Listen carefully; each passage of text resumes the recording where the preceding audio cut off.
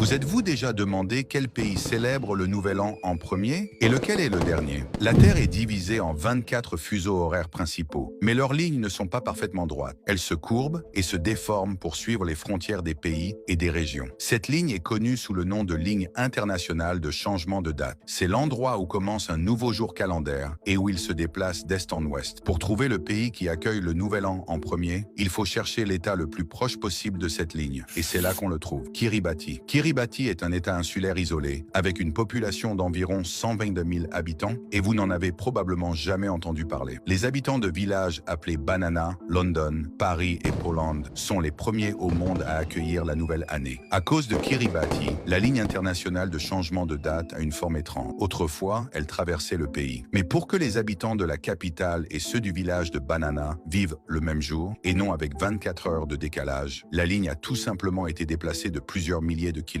Après Kiribati, le Nouvel An arrive en Nouvelle-Zélande, puis en Australie et en Asie, avant de se déplacer vers l'ouest à travers l'Europe et l'Afrique. Quelques heures plus tard, il atteint enfin les Amériques. Et lorsque presque tout le monde vit déjà dans la nouvelle année, les célébrations arrivent finalement au dernier endroit habité de la planète, les Samoa américaines, des territoires insulaires appartenant aux États-Unis. Ce qui est étonnant, c'est qu'à seulement 70 km de là, de l'autre côté de la ligne internationale de changement de date, se trouve le pays des Samoa, avec un décalage horaire pouvant atteindre 25 heures. Certaines personnes profitent même de cette occasion unique pour fêter le Nouvel An d'abord aux Samoa, puis prendre un bateau ou un avion et recommencer la fête aux Samoa américaines. Il existe aussi les îles Baker et Howland, également des territoires américains, où le Nouvel An arrive encore une heure plus tard que dans les Samoa américaines. Mais comme ces îles sont inhabitées, les seuls à y célébrer la nouvelle année sont les oiseaux marins.